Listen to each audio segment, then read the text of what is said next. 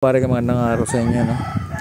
So ngayong araw mga pare ko since wala tayong ikakabit na piyesa, since ito kasing si B3 nakakabit kasi yung ano niya, yung Y-Connect.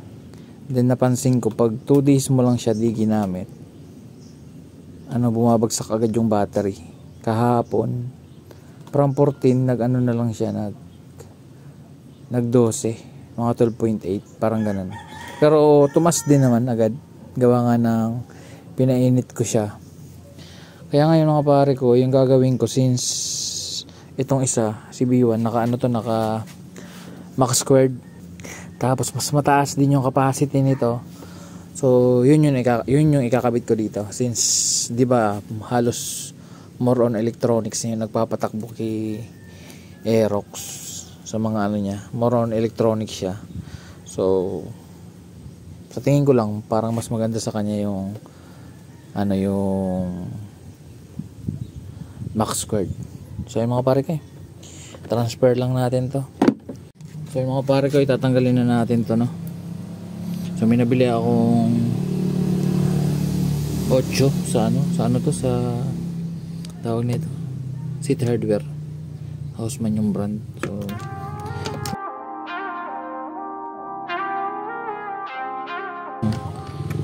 kung sana mahubot pa kasi masikip to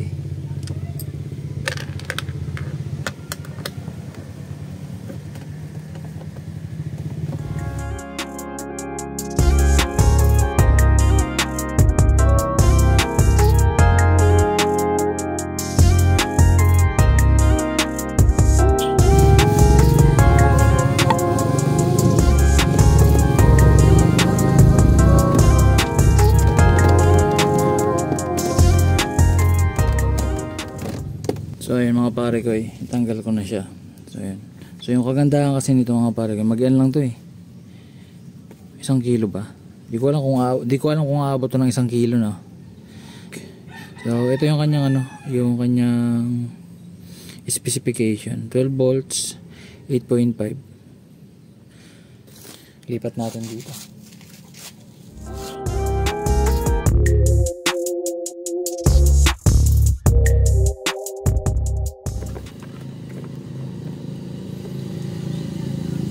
Nasa ilalim yung ito yung kanyang tawag na ito, Y-Connect, yun, So actually bago pa naman to, pero papalitan na lang natin para mas magandang battery yung mailagay natin, no?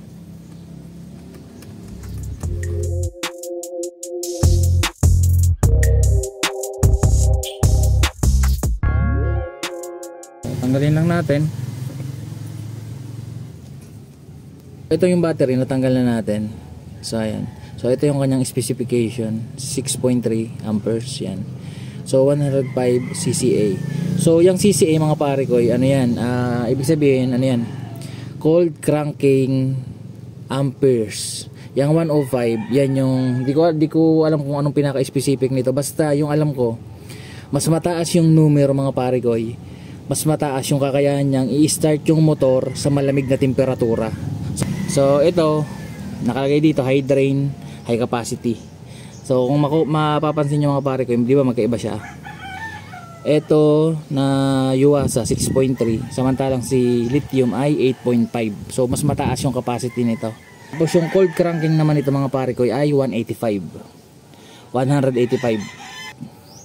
So ayun yung pagkakaiba nila mga pare ko. Ito sobrang bigat. Ito almost 1 kilo lang siya, or less than 1 kilo to sa tingin ko. Pero ang bigat nito mga pare ko. Ayan. So yung mga pare ko, ikabit na natin to dito para masubukan na natin So sana kasya mga pare ko. Ganun din, mahigpit din.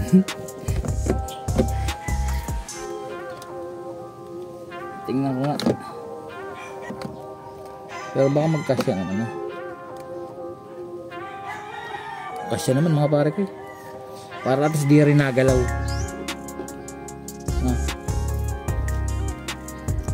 So abit muna natin tong positive. Positive niya. I-drive dito natin kabit.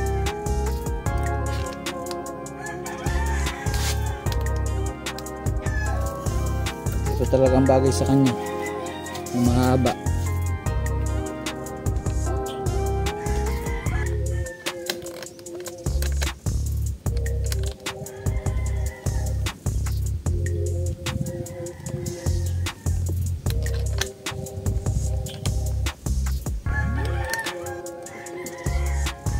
So ito, kailangan nating ituwid kasi mahaba siya, babangga dito.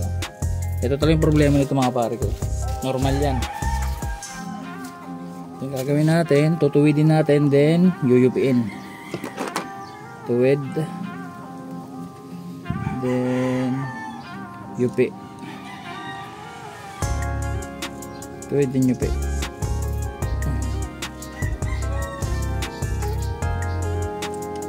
Yan. Tapos huwag natin kakalimutan yung nut sa ilalim.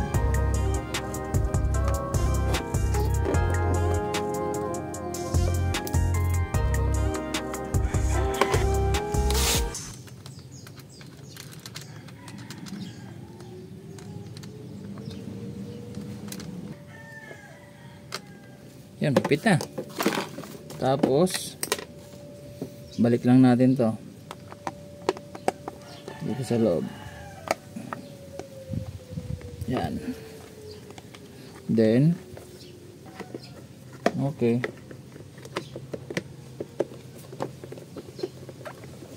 check lang natin na naibalik ng maayos yung mga dapat na ibalik. Siguraduhin natin na walang alog, no, para di mag lose contact.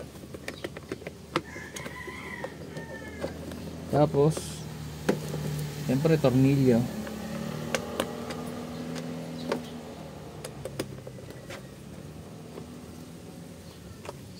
Isa pa.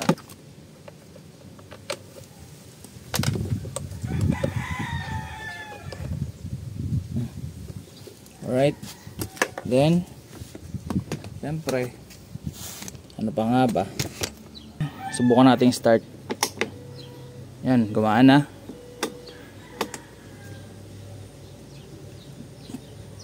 Battery 13.8.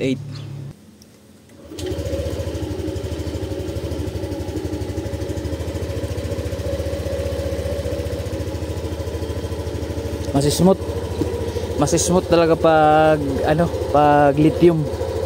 Mas smooth yung pasok ng kuryente pag nag-start ka. Yan, wala namang pumutok na fuse. Kasi pang Aerox naman talaga yun, kaya compatible naman talaga siya mga pare ko. Tsaka yung setting talaga nun pang Aerox, nakaabang lang talaga siya pag magkakarga ka. Pwede mo siya gamitin pag nagtaas ka ng ano, ng CC. Kasi madalas pag nagtaas ka ng CC, di ba, mahirap daw i-start. Tapos yung iba nagpapalit pa ng ano, ng starter pag sa mga decambio. Nagpapalit sila ng starter motor. So ito, wala namang starter motor to. So ayun. So all goods. Ililipat ko na lang to dun sa kabila, pero di ko na i-video. Ganun lang din naman yan eh. Papainitin ko lang to hanggang 80, tapos papatayin ko na. So yun lang mga pare ko, hanggang dito rin video natin. Alright, babush.